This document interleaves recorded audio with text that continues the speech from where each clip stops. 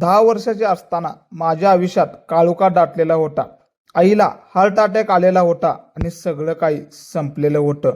हॉस्पिटलमध्ये नेण्यासाठी साधे पैसेही आमच्याकडे नव्हते. डोळ्यासमोर माझी माऊली आम्हाला सोडून देवाघरी गेलेले होते. त्या दिवशी रडता रडता एक मोठी शपथविधी घेतली होती की मोठा होऊन डॉक्टर होणार आणि गरिबांना वाचवणार. अगतिकेतून जिद्दीचा जन्म झाला होता. त्या दिवशी आईच्या पार्थिवासमोर त्या लहान मुलीने शब्द दिलेला होता. आई गेल्यावर घरचं सगळं छप्पर जणू काय हरवलेलं होतं. 5 वर्षाचा लहान भाऊ आणि मी पूर्णपणे पोरकं झालेलं होतं. घराची परिस्थिती खूप बेताची होती. अत्यंत कठीण परिस्थिती होती. आईशिवाय जगायला कसे येणार हा प्रश्न समोर उभा होता. दिवस कसे जातील याची कोणालाच काही कल्पना नव्हता. पण आईचा ते शेवटचं हसणारं तोंड आठवत होतं. त्या लहान वयात जगाचं क्रूर वास्तव्य समोर आलेलं होतं. पण रडण्यापेक्षा लढण्यामध्ये ताकद मनामध्ये येते. स्वामी समर्थांनी जणू मला त्या दुःखात सावरलेलं होतं. माझे बाबा तर पूर्णपणे डिप्रेशनमध्ये गेलेलं होतं. आईच्या जाण्याने त्यांच्या आयुष्याचा आधार गेलेला होता. पण तरीही त्याने आम्हाला आईच्या मायेने वाढवलेलं होतं. स्वतःचं दुःख लपवून आमचे स्वप्न जीवन ठेवलेले होतं. बाबांची ती धडपड पाहून मला खूप वाईट वाटायचं.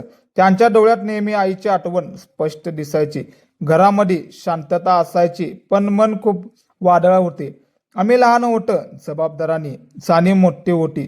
स्वामींची सेवेत तेव्हा आमच्या घरात दिशा देत होती. माझे बाबा स्वामी समर्थांचे खूप मोठे सेवेकरी होते. दत्त महाराजावर त्यांची आढळ आणि अटूट श्रद्धा होती. त्यांच्यामुळे माझ्यावरही स्वामी सेवेचे संस्कार झालेले होते. भिवू नकोस, मी तुझ्या पाठीशी आहे हे मंत्र ओमजले. दररोज स्वामींच्या फोटोची पूजा आणि मंदिरात भेट हा आमच्या आयुष्यातील सर्वात मुख्य आधार बनलेला होता. मनातून एकच धून असायची, स्वामी मला मार्ग दाखवा. मला डॉक्टर होऊन गरिबाची मोठी सेवा करायची आहे. स्वामींनी माझा हा प्रत्येक शब्द मनावर घेतलेला होता. शाळेत जाताना मला नेहमी आईची खूप आठवण यायची. इतर मुलांना त्यांच्या आईसोबत बघून मन भरून यायचं, पण कधीही अभ्यासाकडे दुर्लक्ष केलेलं नव्हतं. शिक्षणात तर खरं शस्त्र आहे. रात्रांनी जागून मी पुस्तकाशी आपली घट्ट मैत्री केलेली होती. वर्गामध्ये मी नेहमीच पहिली येत राहिलेली होती. शिक्षकांनी मला नेहमीच प्रोत्साहन आणि साथ दिलेलं होतं. स्वामी समर्थांच्या कृपेने बुद्धी तल्लख होती. प्रत्येक परीक्षेमध्ये आईला स्मरून यश मिळत होतं. प्रत्येक बेताचं होतं. सुखाचे दिवस पूर्णपणे दुरावलेले होते. कधी कधी तर खायला काय असेल यांची चिंता असायचं. पण त्या गरिबांनी मला खरीच जिद्द आणि ताकद दिलेलं होता. आज जे नाही ते उद्या स्वतःच्या कष्टाने मिळवायचं. बाबाच्या कष्टाचा मला नेहमीच जाणीव आणि कदर होती. त्यांच्यासाठी मला काहीतरी मोठं करून दाखवायचं होतं. स्वामींच्या फोटोसमोर बसून मी तासोन तास बोलायचे. स्वामी मला फक्त बुद्धी ताकद द्या, बाकी मी काय आहे ते बघतो. जेव्हा मेडिकल कॉलेजमध्ये प्रवेश मिळवण्याची वेळ आलेले होतं तेव्हा पैशाची अडचण पुन्हा एकदा समोर आलेले होतं. पण स्त्रींच्या आगारलेले मार्ग आपोआप मोकळे झालेले होते. कोठून तरी मदतीचा हात आला आणि ॲडमिशन झालं. घर सोडून दूर शहरात राहताना खूप कष्ट पडलेलं होतं. कधी उपाशी पोटी राहून तर कधी रात्रभर जागून अभ्यास केलेलं होतं. आईचा फोटो बोलून मी सगळं दुःख हलकं करायचं. बघ आई, मी तुझ्या स्वप्नाकडे एक एक पाऊल टाकतोय. दिवस रात्र करून अखेर मी सर्व परीक्षा उत्तीर्ण झालेलं होतं. स्वामींच्या कृपेने मी आता अधिकृतपणे डॉक्टर झालेले होते.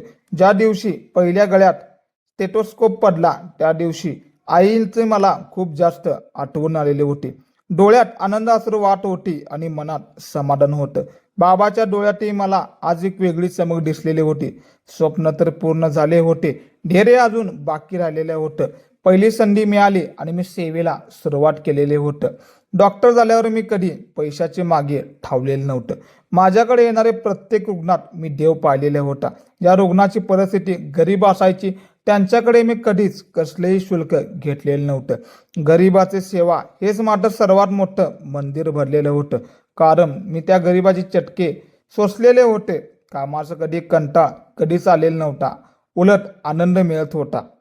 काही दिवसानंतर हॉस्पिटलमध्ये एकदा राऊंडवर असताना एक दृश्य दिसलेलं होतं. एक 10 वर्षाचा लहान मुलगा कोपऱ्यात बसून रडत होता. मी त्याचं रडणं काळजाला थेट भिडणारं होतं. मी त्याला जवळ केलं आणि त्याला मायाने विचारलं, बाळ काय झालं तुला, इतकं का रडतोयस? तो मुलगा माझ्याकडे बघून अधिकच जोराने रडू लागलेला होता. त्याच्या रडण्यात एक वेगळी अगतिकता होती आणि भीती होती. मी त्याला शांत केले. त्याचं बोलणं ऐकून घेतलेलं होतं. जणू पुन्हा एकदा माझं जुनं बालपण समोर आलेलं होतं.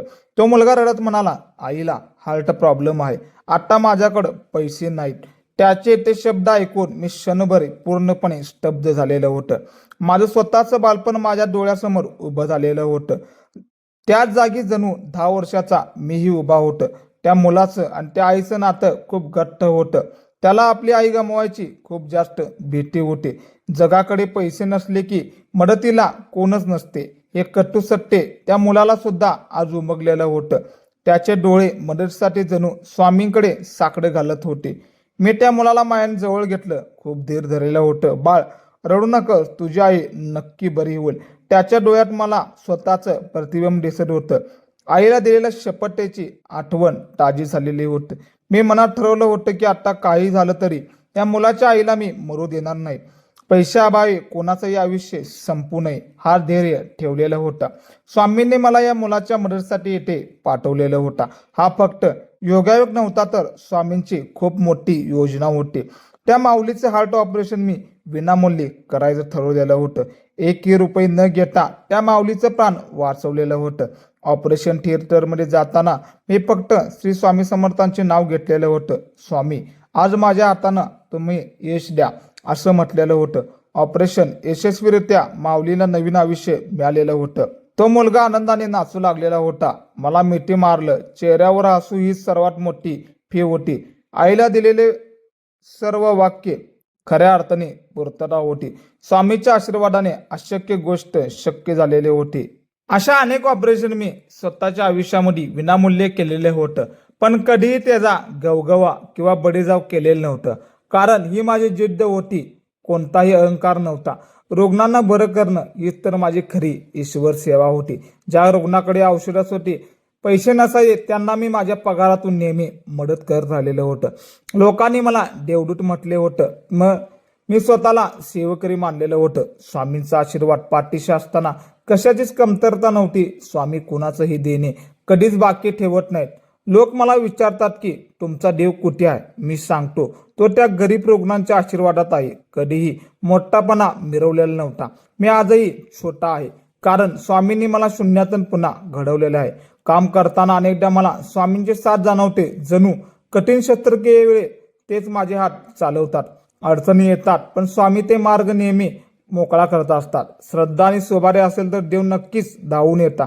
हा माझ्या आयुष्यात सर्वात मोठा आणि सुंदर अनुभव आहे. तुम्ही कोणत्याही मोठ्या पदावर असो, कितीही मोठं झाले तरी पाय जमिनीवर ठेवलेच पाहिजे.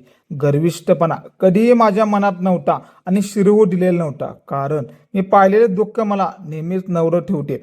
एक वेळ अशी आली होती की आमच्याकडे काहीच नव्हतं. आज जे काय आहे सगळं स्वामी समर्थांचं आहे. मी फक्त निमित्त आहे त्यांची सेवा करण्यासाठी. पैसे आज आहे उद्या नसेल, पण माणुसकी टिकली पाहिजे. गरीब रुग्णाशी बोलताना मला समाधान मिळतं. त्यांच्या डोळ्यातील माया मला खूप मोठी ऊर्जा देते. आजही मी आरशात बघतो तेव्हा मला आई दिसते. तिला दिलेलं वचन पूर्ण केल्याचे समाधान मनात आहे. आई जर माझ्यासोबत नसली तर आशीर्वाद कायमचेच असते. प्रत्येक रुग्णांच्या आईमध्ये मला माझीच आई दिसत होती. तिच्या जाण्याने जे दुःख मला मिळालेलं होतं कोणाच्याही वाटेला मिळू नये हीच तर स्वामीचरणी प्रार्थना होता. हाच प्रयत्न मी शेवटच्या श्वासापर्यंत करत राहील. स्वामींनी मला ही ताकद दिलेली होती, त्याबद्दल त्यांच्या आयुष्यावर उपकार मानत राहील. माझं आयुष्य आता फक्त लोकांसाठी आणि स्वामींसाठी आहे. तुमच्यावर कितीही मोठं संकट आलं तरी डगमगू नका. स्वामींचा हात धरा, तुम्हाला संकटातून पार करतील. तुमचा निश्चय पक्का ठेवा. माणुसकी नेहमी जपा. तुमची निस्वार्थ सेवेला तुम्हाला देवापर्यंत घेऊन जातो. जिद्द असेल तर तुम्ही शून्यातून सुद्धा विश्व निर्माण करू शकता. कारण तुम्हाला तर माहितीच आहे, माझं शून्यापासून इथपर्यंत स्वामींच्या कृपेने झालेलं होतं. केवळ रडत बसण्यापेक्षा कृती करण्यावर भर द्या. स्वामी कधीच कुणाला अर्ध्यावर सोडत नाही. त्यांच्यावर विश्वास ठेवा. तुमचं काम प्रामाणिकपणे करा. स्वामींची लीला अतिशय आगाध आणि अद्भुत आहे. त्यांच्या चरणी लीन राहण्यात जीवनाचा खरा आनंद आहे. माणूस कितीही मोठा झाला तर देवापुढे काहीच चालत नाही. अनेक रुग्ण जेव्हा बरे होऊन आपल्या घरी जातात तेव्हा त्यांच्या चेहऱ्यावर समाधान हीच माझी संपत्ती असते. मी केलेल्या मदतीची जाणीव ठेवून लोक आशीर्वाद देतात. ते आशीर्वाद माझे आयुष्यभर खरं रक्षण करतात. कोणातरी आयुष्य वाचवणं यासारखे दुसरं पुण्य या जगात काहीच वाटत नाही. हा अनुभव एक जिद्द डॉक्टर प्रेरणादायक आहे. त्याने स्वतःचं दुःख पचवून इतरांना अश्रू पुसलेलं होतं. आयुष्याच्या प्रवासात हार मानणं खूप सोपं असतं, पण कठीण परिस्थितीमध्ये पाय राहून उभा राहणं खरी मोठी शक्ती असते. जो आदर्श समाजासमोर ठेवलेला होता तो गरीब अडथळा नसतो, तो प्रगतीचा पायरी बनून होतो. स्वामी समर्थांच्या कृपेने हा चमत्कार घडलेला आहे. श्रद्धा असेल तर डोंगरही पार करता येतो हे सिद्ध झालेलं होतं. तुम्हाला ही हृदयस्पर्शी अनुभव कशी वाटलेले होते कमेंटमध्ये श्री स्वामी समर्थ लिहायला विसरू नका. तुमच्या आयुष्यातील स्वामींची काही प्रचिती आली आहे का? तुमच्या प्रतिक्रिया जाणून घ्यायचं नक्की आवडेल आम्हाला. तुमचा एक सकारात्मक संदेश कोणाला तरी उभार देऊ शकते, म्हणून आवर्जून तुमचे विचार आमच्यापर्यंत पोचवावे. स्वामींच्या या भक्ती प्रवासात आपण सर्वत्र एकत्र आहे. स्वामी समर्थांचे नामस्मरण करत राहा आणि सुखी राहा. तुमचा एक शेअर कोणाला तरी जिद्द देऊ शकतो, म्हणून हा व्हिडिओ जास्तीत जास्त लोकांपर्यंत पोहोचण्याचा प्रयत्न करावा. अशा प्रेरणादायक आणि खरी समाजाला दिशा देण्याचं काम करतात. तुमचा मित्र मैत्रिणीला नातेवाईकांना हा अनुभव नक्की पाठवा. स्वामींची ही लीला प्रत्येक घरापर्यंत पोहोचली पाहिजे. गरिबांची सेवा ही तर खरी ईश्वर पूजा आहे, कळलं पाहिजे. व्हिडिओ आवडला असेल तर लाईक करायला विसरू नका. तुमचा पाठिंबा आम्हाला नवीन ऊर्जा आणि प्रेरणा देतो. स्वामी समर्थ तुमच्या सर्वांचे नेहमी कल्याण करू. पॅटर्न वेगळा या चॅनेलला सबस्क्राईब करायला विसरू नका.